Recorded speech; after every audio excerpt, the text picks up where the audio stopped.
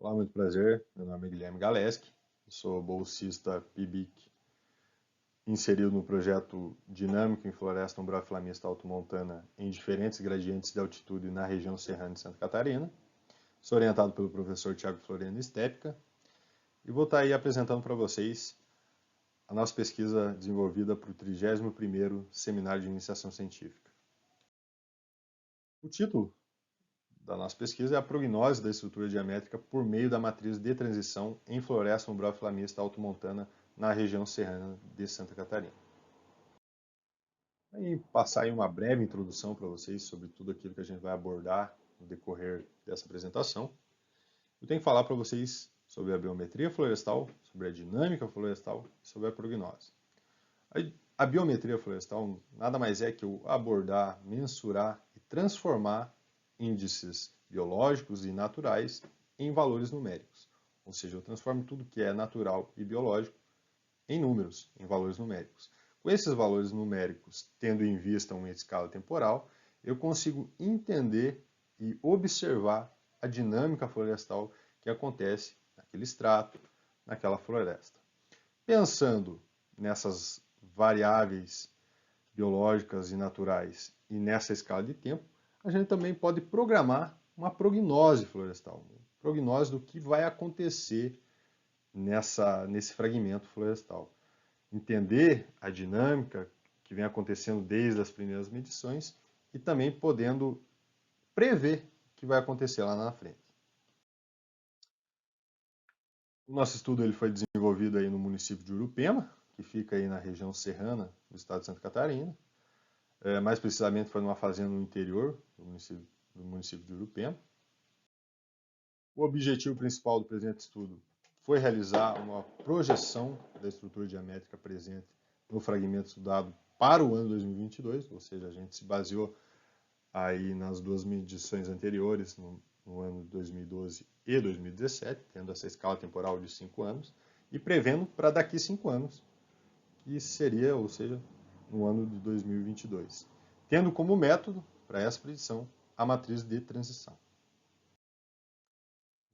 Entrando agora nos materiais e métodos, as nossas parcelas elas foram subdivididas em transectos, com nossa imagem, transecto 1, transecto 2 e transecto 3.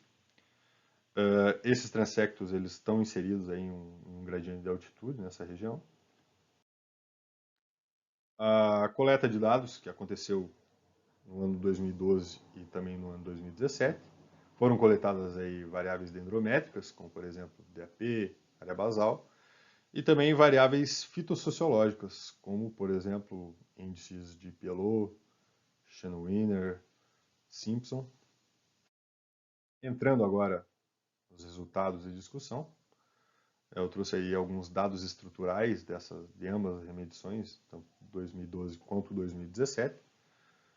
Os índices de Schnwiner, Pielot e Simpson para 2012 e 2017. Aí também temos os nossos indicativos aí, calculados já com a segunda medição em 2017, que a gente conseguiu calcular aí a taxa de mortalidade, a taxa de ingresso, o incremento médio anual, que nos ajuda a conseguir explorar essa dinâmica que vem acontecendo aí nesse fragmento. Outros dados estruturais importantes como o número de árvores por hectare, o número de espécies, tanto para 2012 quanto para 2017. E aqui eu faço também um adendo à espécie Dicksonia seloviana, que é o nosso xaxim, que foi a espécie que teve o maior índice de valor de importância. Agora eu vou falar para vocês o que a gente mais se ateve nessa pesquisa, que foi programar aí uma projeção diamétrica, ou seja, fazer uma prognose do que vai acontecer nesse fragmento, nessa floresta, baseado nessas duas medições anteriores, tentando prever quais serão esses valores nessa terceira medição em 2022. Para essa projeção, a gente usou como método a matriz de transição, que é um dos métodos mais usados para a projeção diamétrica em florestas mistas.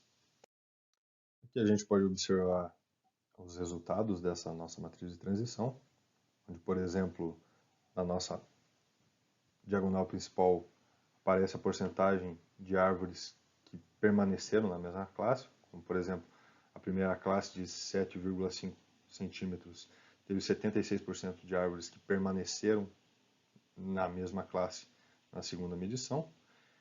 Abaixo é a porcentagem de árvores que progrediram uma classe diamétrica e acima a porcentagem de árvores que regrediram uma classe. Também abaixo, a porcentagem de árvores que morreram, ou seja, a porcentagem de mortalidade para cada classe. E aqui a gente consegue ver um gráfico de distribuição diamétrica, com os valores reais do número de árvores por hectare para o ano 2012 e 2017, e também o número de árvores por hectare projetada para 2022, nessas classes diamétricas. Entrando na conclusão, observa-se que a classe que mais esteve sujeita à mortalidade foi a classe diamétrica de 42,5 centímetros, tendo 28% de árvores mortas nesse intervalo de medição. Por outro lado, a classe de 52,5 centímetros obteve maior porcentagem de indivíduos que passaram para uma classe subsequente, ou seja, progrediram nessa classe diamétrica. E no caso das classes iniciais, principalmente a com 7,5 centímetros, foi a que teve o maior percentual de indivíduos que continuaram na mesma faixa etária.